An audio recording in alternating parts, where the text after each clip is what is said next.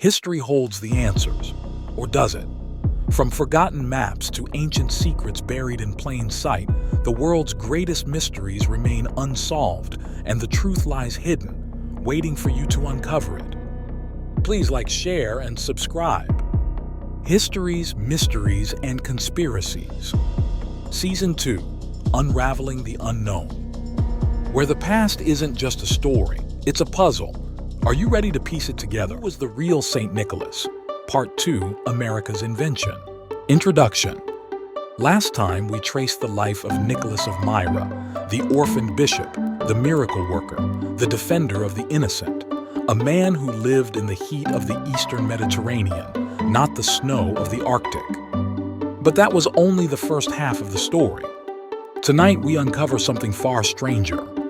How a 4th century Turkish bishop transformed into a bearded, red-suited North Pole-dwelling gift-giver. A transformation shaped by empires, wars, migrations, folklore, and even political cartoons. This is the journey from St. Nicholas to Santa Claus, the legend throughout Europe. After Nicholas's death, his reputation didn't fade. It exploded. Pilgrims carried his stories northward. Sailors adopted him as their patron. By the 1000 AD, he was one of the most beloved saints in all of Europe. And with each country he touched, he changed a little. In Germany and Austria, Nicholas became St. Nicholas, visiting children on the night of December 5th. He wasn't flying through chimneys. He was walking, bishop's staff in hand, inspecting children's behavior. In the Low Countries, especially the Netherlands, he became Sinterklaas. Here we see the earliest elements of Santa taking form, riding a horse across rooftops, delivering gifts, wearing red bishop's robes, accompanied by helpers. Celebrated on December 6th, St. Nicholas Day, Sinterklaas was adored. Processions, feasts, songs. He was a major cultural event. However, not everyone was thrilled about that. The Reformation. In the 1500s, the Protestant Reformation swept across Europe, and with it came a sharp crackdown on saints, relics, feast days, anything that looked too Catholic.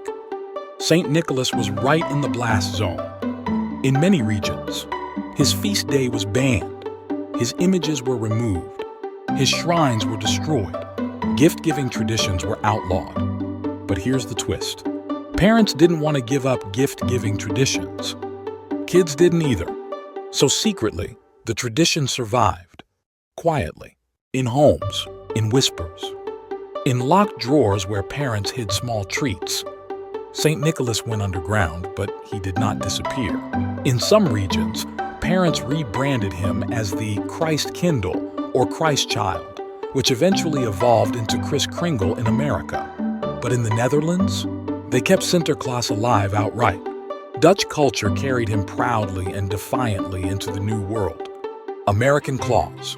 By the 1600 AD, Dutch settlers brought their traditions to the colony of New Amsterdam, modern-day New York.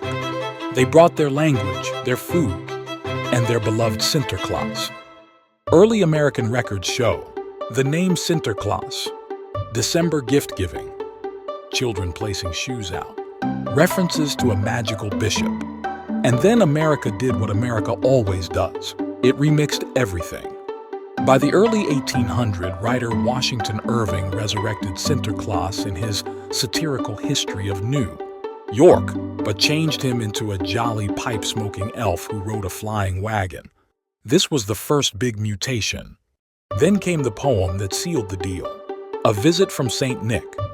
Clement Clarke Moore's poem, A Visit from St. Nicholas, completely transformed the figure. A miniature magical being, 8 reindeer, chimney travel, gift delivery in one night, joyful, round-bellied laughter. Lines like, he had a broad face and a little round belly. That shook when he laughed like a bowl full of jelly. This wasn't a bishop. This wasn't a saint. This was something brand new. A supernatural Christmas spirit. Moore didn't kill the old Nicholas. He refashioned him for American imagination.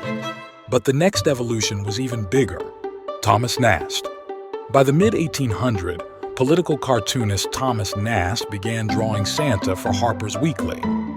Nast gave Santa, the North Pole Workshop, the Naughty and Nice List, elves, the first toy factory imagery, the furry red suit, the big round body, the map showing Santa's global route. Some historians argue that Nast's Santa is the Santa we know today. The red suit existed before Coca-Cola. The beard, the smile, the fur trim, all Nast. Santa had finally become a global, secular, magical figure. Not a bishop, not a saint, not a folklore spirit. But there was still one more change coming: commercialism. By the 1930s, Coca-Cola hired artist Haddon Sundblom. He painted Santa as warm, approachable, human, not elfin, not thin, not bishop-like. And thanks to mass advertising, billboards, magazines, holiday campaigns, the Sundblom Santa became universal. This is the final form of Santa Claus, not invented by Coca-Cola, but standardized by them. Conclusion. So in only a few centuries, St. Nicholas, the bishop, became Sinterklaas, the Dutch folk hero, became Santa Claus, the modern symbol of Christmas. But here's the part most people never hear. While the good side of Nicholas spread across Europe, an older, darker shadow traveled with him. Creatures that punished children, night spirits that hunted the winter. Beings who represented hunger, fear, death, and winter itself. And incredibly, they all evolved side by side with St. Nicholas. But as the legend of St. Nicholas grew, so did something else, an unseen counterpart. Not a specific creature, but an idea. The belief that winter itself carried two faces: generosity and judgment, warmth and fear.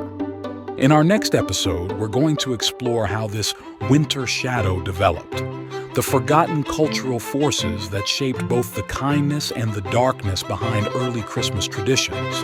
And once we understand that, the strange customs and shocking folklore of Episode 4 will make a lot more sense.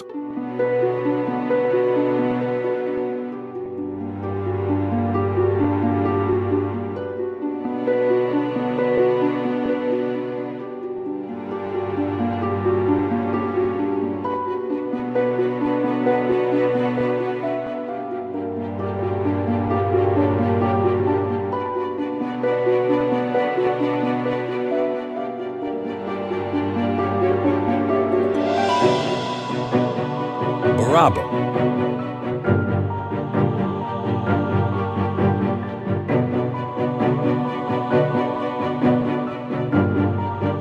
Select an option for more.